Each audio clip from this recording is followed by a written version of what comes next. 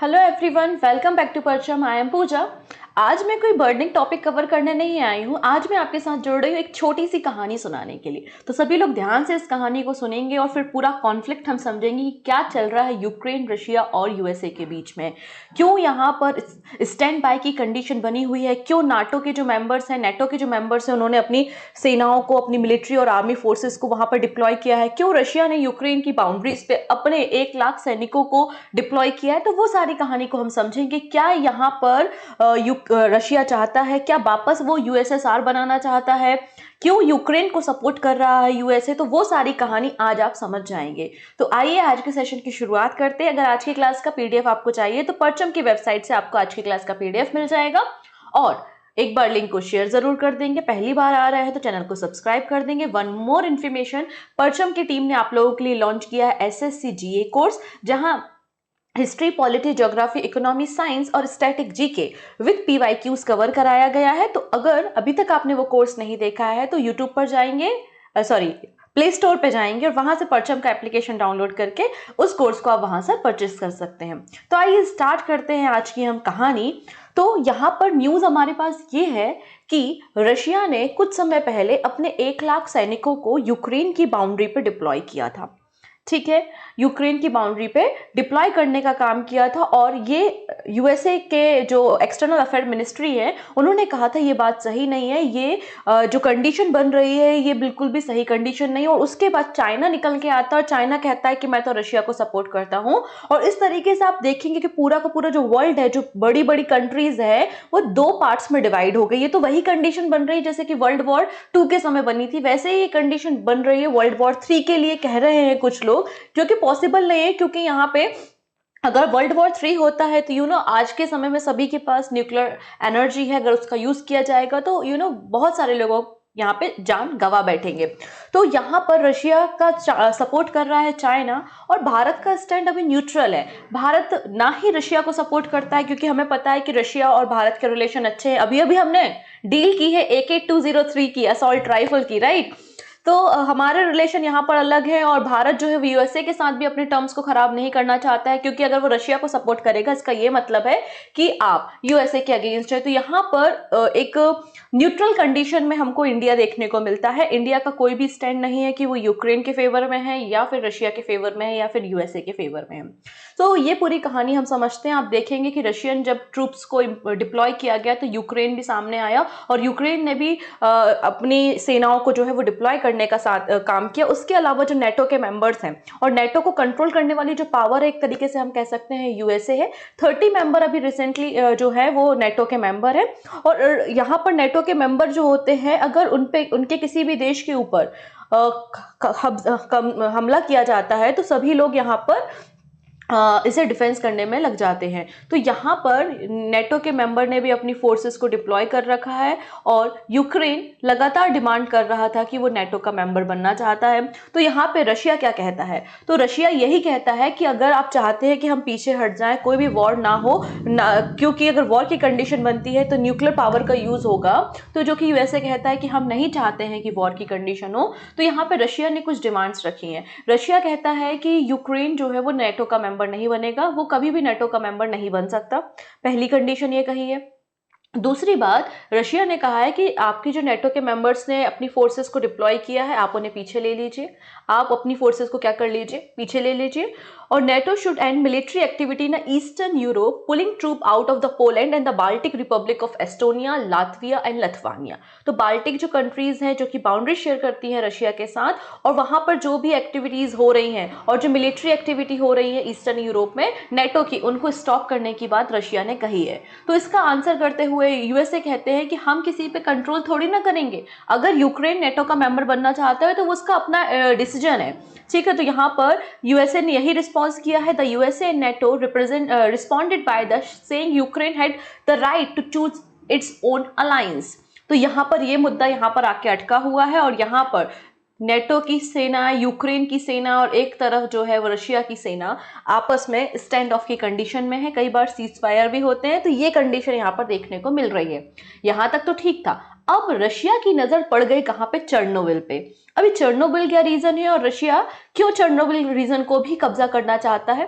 तो हम एक बार वो भी देख लेते हैं। तो आप देखेंगे कि रशियन फोर्स जो ऑन बॉर्डर है वो इतने हैं, soldiers, tank, aircraft, worship, submarine, सब कुछ यहाँ पे डिप्लॉय किया जा चुका है रशिया के द्वारा। आप देखेंगे कि यूक्रेन को तीनों तरफ से रशिया ने घेरने की कोशिश की। ऊपर बेलारूस है, और बेलारूस जो है वो नेटो का मेंबर तो है नहीं, और बेलारूस जो है वो सपोर्टर है किसका है, रशिया। तो रशिया बेलारूस के माध्यम से यूक्रेन पे आ सकती है। ये हाँ, यहाँ वाला ये जो पूरा रीजन है, यहाँ पर आपको प्रो रशियन देखने को मिलेंगे, मतलब ऐसे लोग जिनको सिंपैथी है रशिया के साथ, या फिर जो रशिया में मिलना चाहते हैं, तो वो लोग यहाँ पर देखने को मिलेंगे। तो यहाँ पर डिप्लॉय कर दी गई है रशिया के द्वारा अपनी सोल्जर्स को। इसके अलावा ये क्रीमिया का रीजन है। तो क्रीमिया कभी यूक्रेन का हिस्सा हुआ करता था, लेकिन 2014 में क्रीमिया को कब्जा किसने कर लिया था, इन्वेड कर लिया था रशिया ने। तो एक तरफ ये भी है। तो यहाँ पर आप क्रीमिया देखेंगे, यहाँ पर आप देखेंगे ये ईस्टर्न यूक्रेन, और उसके अलावा ये बेलारूस का यहाँ पर ये रीजन। तो ये तीनों तरफ से जो है यहाँ पर डिप्लॉय कर दी गई है रशियन सोल्जर्स को। ठीक है, इतनी चीजें हमको क्लियर हुई, क्योंकि यूक्रेन डिमांड कर रहा है और यूक्रेन नेटो का मेंबर बनना चाहता है, और रशिया बिल्कुल भी नहीं चाहता है कि यूक्रेन नेटो का मेंबर बने। अब रशिया ऐसा क्यों चाहता है वो भी अभी हम समझेंगे। नेटो क्या होता है, नॉर्थ अटलांटिक ट्रीटी ऑर्गेनाइजेशन होता है। ये एक इंटर गवर्नमेंटल मिलिट्री अलायंस है जिसमें 30 कंट्रीज हैं अक्रॉस द वर्ल्ड, और 1949 में बना था। ब्रुसेल्स बेल्जियम में इसका हेड ऑफिस आपको देखने को मिलेगा। और इंटरेस्टिंग बात, India is not a member country of the NATO. अगर आप यहाँ पर रशिया की बाउंड्री देखेंगे तो यहाँ पे रशिया है और ये बेलारूस है, और ये है चेर्नोबिल। चेर्नोबिल जो है वो यूक्रेन का हिस्सा है, और चेर्नोबिल के बहुत ही नजदीक कीव है, और कीव क्या है, यूक्रेन की कैपिटल है। जैसे कि अगर मैं बात करती हूँ, अभी अफगानिस्तान का केस आपने देखा, अफगानिस्तान में जो तालिबान थे उन्होंने काबुल पे कब्जा किया, क्योंकि काबुल कैपिटल थी। क्लियर। अगर भारत पे किसी को कब्जा करना है तो वो दिल्ली पे कब्जा करेगा, है ना। वैसे ही म्यांमार में आपने देखा, अगर तख्ता पलट करना था तो नाई पे ताओ पे कब्जा किया, क्योंकि कैपिटल जो होती है वहां से सब कुछ कंट्रोल किया जा सकता है। तो यहाँ पर अगर चेर्नोबिल पे कब्जा कर लेता है रशिया, तो यहाँ पे कीव तक पहुंच आसान हो जाएगी, और इस तरीके से बहुत अच्छे तरीके से इन्वेड कर सकता है रशिया यूक्रेन पे। इसलिए ये यूक्रेन का कंसर्न था, और यूक्रेन ने भी अपनी फोर्सेस को डिप्लॉय करने का काम चेर्नोबिल में कर दिया, और रशिया बेलारूस की मदद से यहाँ पे चेर्नोबिल में अपनी फोर्सेस को डिप्लॉय कर रहा है। लेकिन चेर्नोबिल, मैडम चेर्नोबिल क्यों? चेर्नोबिल तो घोस्ट टाउन है ना। घोस्ट टाउन का ये मतलब नहीं है कि वहां पे भूत रहते हैं। घोस्ट टाउन का ये मतलब है कि वहां बिल्डिंग्स है, सब कुछ है, लेकिन रहता कोई नहीं है। अब वहां पे रहता कोई नहीं है, तो भी रशिया को वो चाहिए, ये तो आपको क्लियर है। अब वहां रहता कोई क्यों नहीं है वो भी हम देख लेते। तो हुआ ऐसा था कि पहले ये पूरा यूएसएसआर था, राइट। यूक्रेन जो हिस्सा है ये पूरा किसका हिस्सा था, रशिया का ही, मतलब यूएसएसआर का हिस्सा था। तो रशिया वहां पे कोई भी मिलिट्री डील वगैरह कर सकता है। तो वहां पर कुछ न्यूक्लियर एनर्जी या न्यूक्लियर पावर प्लांट्स को सेटअप किया गया था। तो जो न्यूक्लियर रिएक्टर नंबर 4 था चेर्नोबिल न्यूक्लियर पावर प्लांट में, उसमें क्या हो गया, एक एक्सीडेंट हो गया, और जो रेडियो एक्टिव एलिमेंट्स थे वो बाहर से बाहर निकल गए। तो ये घटना है 26 अप्रैल 1986 की घटना है। तो एक्सप्लोजन होने के बाद रेडियो एक्टिव जो एलिमेंट्स थे वो वहां पर फैल गए, काफी सारे लोग मारे गए, और जिसका इफेक्ट आज भी देखा जाता है। इनफैक्ट आप देखते हैं कि जब वर्ल्ड वॉर सेकेंड में नागासाकी और हिरोशिमा पे जापान में जब न्यूक्लियर एनर्जी का यूज किया गया था, जिसका इफेक्ट आज भी देखा जाता है। कई सारे बच्चे जो है वो हैंडीकैप्ड पैदा होते हैं, या फिर कुछ ना कुछ उनको डिसीजेज होती हैं। तो ये पूरा का पूरा रीजन जो है वहां पे रेडियो एक्टिव एलिमेंट बिखरे पड़े हुए हैं। और उस समय 1986 में ये जो चेर्नोबिल का रीजन है, ये बेलारूस, यूक्रेन और रशिया, मतलब यूएसएसआर फेडरेशन का हिस्सा हुआ होता था। तो लगभग 8.5 मिलियन पीपल जो है वो एक्सपोज हो गए थे इस रेडिएशन में, और काफी सारे लोग मारे गए थे, जिसका इफेक्ट आज भी देखने को मिलता है। तो यहाँ पे बिल्डिंग्स है लेकिन रहता कोई नहीं है, इसलिए इसे हम घोस्ट टाउन भी कहते हैं। लगातार कोशिश की जाती है किस तरीके से जो रेडियो एनर्जी है, वहां रेडियो एक्टिव एलिमेंट्स है, उनकी एनर्जी को वहां पे कंट्रोल किया जा सके। इसलिए 2016 की घटना होती है कि यहाँ पे 1.7 बिलियन स्टेनलेस स्टील आर्च जो है वो यूएस के द्वारा दिया जाता है। यूके भी सपोर्ट करता है, जिससे ये जो रेडियो एक्टिव डस्ट है उसको हम कंट्रोल कर सके, और चेर्नोबिल जो रीजन है उसको वापस से अच्छा किया जा सके। लेकिन अभी तक काम चल रहा है, और बोला जा रहा है कि 2065 तक का समय लगेगा कि जब चेर्नोबिल में लोग रह सकेंगे, क्योंकि अभी तो वो बहुत ही खराब एरिया है। वहां पर जो रेडियो एक्टिव मटेरियल की एनर्जी वो इतनी ज्यादा है कि किसी भी व्यक्ति को बहुत बीमार कर सकती है, और किसी भी व्यक्ति की जान भी ले सकती है। क्लियर। तो वो चेर्नोबिल का रीजन है। अब यहाँ पर यूक्रेन ने भी अपनी सेनाओं को भेजा है, नेटो ने भी अपनी सेनाओं को भेजा, और आपका रशिया ने भी अपनी बेलारूस की मदद से अपनी सेनाओं को वहां पे डिप्लॉय किया है। लेकिन यहाँ पे व्लादिमीर पुतिन जो हैं वो डिनाई करते हैं कि हमारा कोई प्लान नहीं है इन्वेड करने का। अब बाकी बातें इस बाद में समझेंगे कि क्या है। तो यहाँ पर बेसिकली कॉन्फ्लिक्ट का रीजन क्या है। तो कॉन्फ्लिक्ट का रीजन हमने समझा कि देखिए यूएसएसआर हुआ करता था 1991 में, राइट। उसके बाद क्या होता है, यूएसएसआर जो होता है वो 15 कंट्रीज में डिवाइड हो जाता है, जिसमें एक यूक्रेन भी होता है। तो रशिया का ये कहना है कि हमारे बहुत सारे एथिक ग्रुप्स हैं, हमारे बहुत सारे लोग हैं, फैमिली है। इस डिवीजन के बाद जब यूएसएसआर 15 कंट्रीज में डिवाइड होता है तो बहुत सारे लोग यहाँ वहाँ 15 कंट्रीज में फैल गए, ठीक है। तो हमारे कल्चर एक से है, हमारे लिंग्विस्टिक एक सी है, वो लोग भी क्रिश्चियनिटी को फॉलो करते हैं, सारी बातें सही हैं।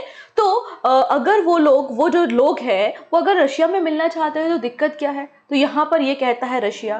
तो आप कहेंगे ठीक है ना मैडम, मिल जाने दो, रशिया और यूक्रेन को क्या दिक्कत है, यूक्रेन का भी रशिया का तो हिस्सा हुआ करता था। ये तो वही कंडीशन बन गई जब 1947 में भारत पाकिस्तान से अलग हुआ था। तो क्या आज भारत और पाकिस्तान एक हो सकता है? तो आप दोनों कंडीशन को बिल्कुल अलग अलग लेके चलेंगे, क्योंकि हमेशा से जो आपका यूक्रेन है वो ऐसा नहीं था कि यूएसएसआर का हिस्सा था, कभी वो इंडिपेंडेंट भी था, ठीक है। तो यहाँ पर जो कंडीशन बनते हैं यूक्रेन की वो अलग बनती है। अगर मैं बात करती हूँ रोमन एम्पायर के बारे में, तो यूक्रेन जो है वो रोमन एम्पायर का हिस्सा हुआ करता था। लेकिन रशियन रिवॉल्यूशन होता है 1921 में और लेनिन की गवर्नमेंट बनती है और इंडिपेंडेंट डिक्लेयर कर दिया जाता है यूक्रेन को। तो यूक्रेन उस समय इंडिपेंडेंट हो जाता है, लेकिन कुछ समय बाद वापस से जिन लोगों ने यूक्रेन को इंडिपेंडेंट घोषित किया था उस पर इन्वेड कर लेते हैं और वापस से यूक्रेन जो है वो रशियन एम्पायर का हिस्सा हो जाता है। और इसी इन्वेजन के कारण 1922 में डिसाइड होता है कि ये जो सारी की सारी सोशलिस्ट कंट्री है, जो 15 कंट्रीज है, इनको मिला के यूएसएसआर को बनाया गया था, जिसमें यूक्रेन भी शामिल था। लेकिन 1991 में यूएसएसआर के 15 टुकड़े कर दिए गए थे और यूक्रेन इंडिपेंडेंट हो गया था। तो बहुत सारे जो कल्चर्स है, लिंग्विस्टिक है, फैमिलीज है, वो सभी यहाँ पर आपको देखने को मिलेंगे कि सिमिलर ही है। इसलिए बहुत सारे प्रो रशियन जो है वो यूक्रेन में रहते हैं और जो कि रशिया का पार्ट होना चाहते हैं। और यूक्रेन लगातार कोशिश करता है आजादी के बाद से 1991 से, या तो वो यूरोपियन यूनियन का मेंबर बन जाए या वो नेटो का मेंबर बन जाए, लेकिन रशिया ऐसा बिल्कुल भी नहीं चाहता है।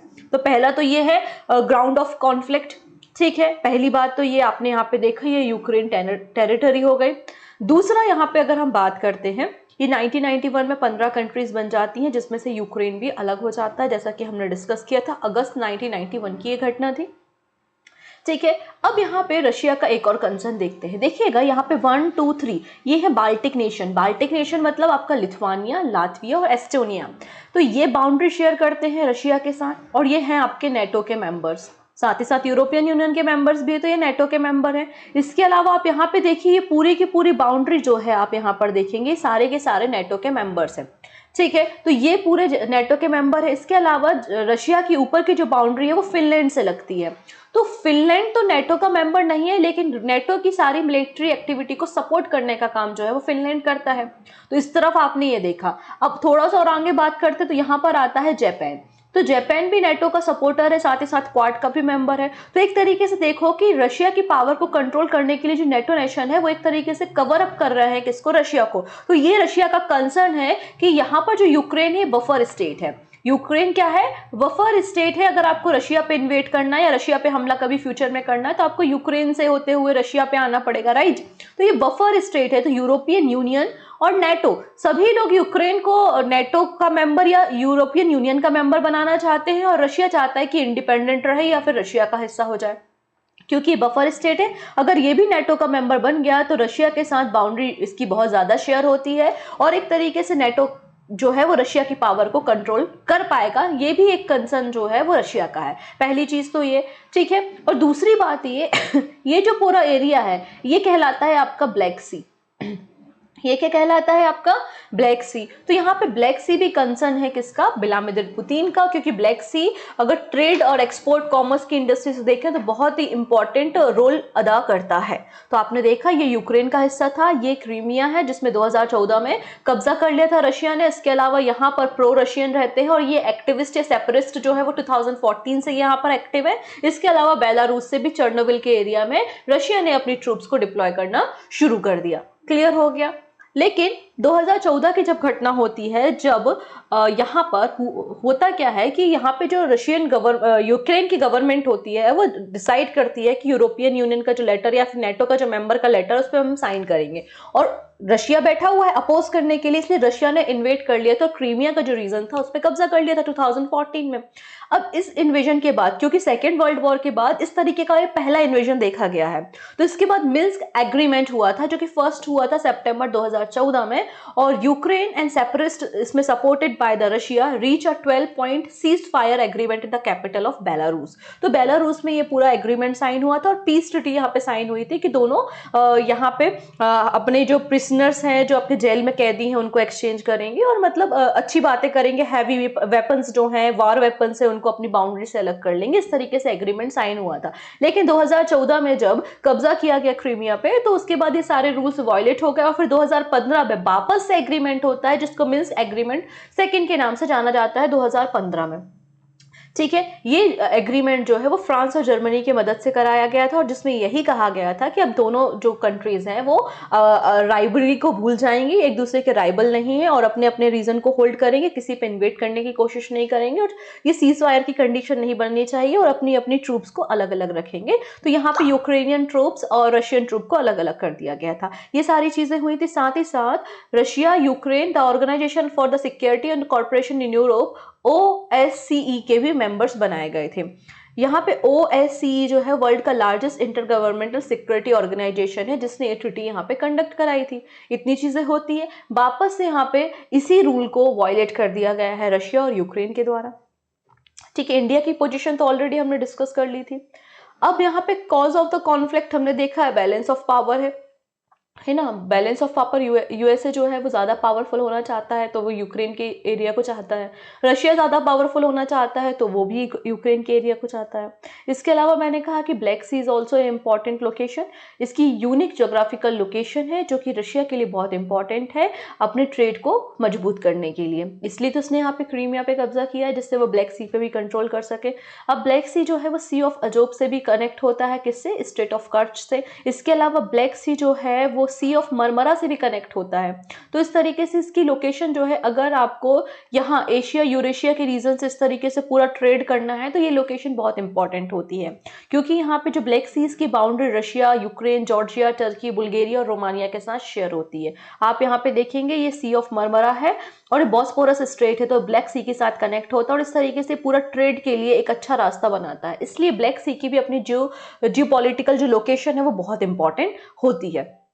ठीक है, अब रशिया और यूक्रेन के बारे में एक और फैक्ट हम जान लेते हैं। जैसे कि जब भी कोई इन्वेजन होता है या कॉन्फ्लिक्ट की कंडीशन होती है, जैसे कि टर्की में हुआ था, तो आपने देखा होगा यूएसए जो है वो रीजनेबल रिस्ट्रिक्शंस लगा देती है, कुछ सैंक्शन इम्पोज कर देती है। तो क्या नेटो के मेंबर रशिया पे कुछ सैंक्शंस लगाएंगे? तो ये भी एक बहुत बड़ा कंसर्न है, क्योंकि रशिया जो है वो बहुत बड़ा सोर्स है नेचुरल गैसेस का, ऑयल एंड रिजर्व का, और यूरोप जो कंट्री है, यूरोपियन जो पूरा इलेक्ट्रिसिटी सप्लाई होता है या उनका जो कंज्यूमर है वो नेचुरल गैसेस पे डिपेंड है। तो गैस पाइपलाइन जो है वो रशिया से, यूक्रेन से होते हुए यूरोप के कंट्रीज तक पहुंचती है। अगर आप रशिया पे सैंक्शन लगाते हो तो हो सकता है रशिया जो है वो नेचुरल गैसेस की सप्लाई बंद कर दे और यूरोप के जो पूरे नेशंस हैं वहां पर या तो ब्लैकआउट या फिर एनर्जी क्राइसिस की सिचुएशन भी देखने को मिलती है। इसलिए हो सकता है कि यूएसए या नेटो मेंबर जो है वो रशिया पर सैंक्शंस ना लगाएं। और एक और अल्टरनेटिव ये बोला जा रहा है कि हमें एक दूसरी गैस पाइपलाइन की जरूरत है जो यूक्रेन से ना जाती हो, कहीं और से जाती हो। अगर कभी वॉर की कंडीशन यूक्रेन में बनती है तो भी यूरोप की जो कंट्रीज हैं वहां पर आपको एनर्जी क्राइसिस देखने को मिल सकते हैं। अगर हम बात करते हैं पूरे यहाँ पर यूरोप और एशिया, मतलब आपका यूरोप कॉन्टिनेंट के बारे में, तो रशिया बहुत बड़ी कंट्री है और रशिया के बाद सेकंड नंबर पे यूक्रेन ही आता है, ठीक है। लेकिन दोनों जो कंट्रीज हैं वो एक मेजर प्रॉब्लम को फेस कर रही हैं, वो है फर्टिलिटी रेट। दोनों कंट्री का फर्टिलिटी रेट बहुत कम है और यहाँ की पॉपुलेशन भी बहुत कम है। अगर रशिया की बात करें तो कितनी बड़ी कंट्री है ना, भारत तो उसके सामने कुछ भी नहीं है, लेकिन इसके अंदर जो पॉपुलेशन है वो 14 CR है। अगर हम बात करते हैं हमारी यूपी की, तो यूपी की ही पॉपुलेशन 22-25 करोड़ हो जाती है। मतलब आप देखेंगे कि रशिया की पॉपुलेशन कितनी कम है और यूक्रेन की भी 4.4 करोड़ के आसपास आपको पॉपुलेशन देखने को मिलती है। तो दोनों की दोनों कंट्री के साथ एक सेम प्रॉब्लम है कि दोनों कंट्रीज का फर्टिलिटी रेट बहुत कम है, दोनों की पॉपुलेशन बहुत कम है। इसके अलावा अगर हम बात करते हैं ऑयल एंड नेचुरल गैसेस के बारे में, तो रशिया और यूक्रेन दोनों ही रिच हैं ऑयल एंड गैसेस में। रशिया जो है वर्ल्ड का highest proven gas reserve hold करता है, ठीक है, और लगभग 70% of the country gas reserve are held by the Gazprom, state own energy giant, ठीक है। इसके अलावा यहाँ पर 1/3 ऑफ यूरोपियन नेचुरल गैसेस की सप्लाई भी रशिया से होती है। अगर यहाँ पे यूएसए सैंक्शन लगाता है तो एनर्जी कॉन्फ्लिक्ट भी देखने को मिल सकता है यूरोपियन कंट्री में, ठीक है। अब यहाँ पे अगर आप गैस पाइपलाइन के बारे में देखेंगे तो देखिए, जिसके बारे में मैं बात कर रही थी, ये रशिया का रीजन है और ये गैस पाइपलाइन आप यहाँ पर देखेंगे ये यूक्रेन से होते हुए यहाँ पर चेक रिपब्लिक तक पहुंच रही है, ठीक है। दूसरी पाइपलाइन आप देखिए बेलारूस से होती हुई, पोलैंड से होती हुई जर्मनी तक पहुंच रही है। तो यहाँ पर एक और अल्टरनेटिव ढूंढा जा रहा है कि ये नॉर्ड स्ट्रीम 2 गाइड जो पाइपलाइन है वो स्टार्ट की जाएगी, जो कि आपको इन कंट्रीज से ना होते हुए यहाँ पे सी के जरिए जो है गैस पाइपलाइन को लाया जाएगा। तो यहाँ पर ये भी सारे कंसर्न देखने को मिल रहे हैं। देखते हैं आने वाले समय में क्या होता है। तो मैंने पूरी कोशिश की है कहानी के जरिए आपको इस मुद्दे को समझाने की। आई होप आप लोगों को समझ में आया होगा। So thank you so much. हम मिलेंगे नेक्स्ट सेशन में। Take care and bye bye.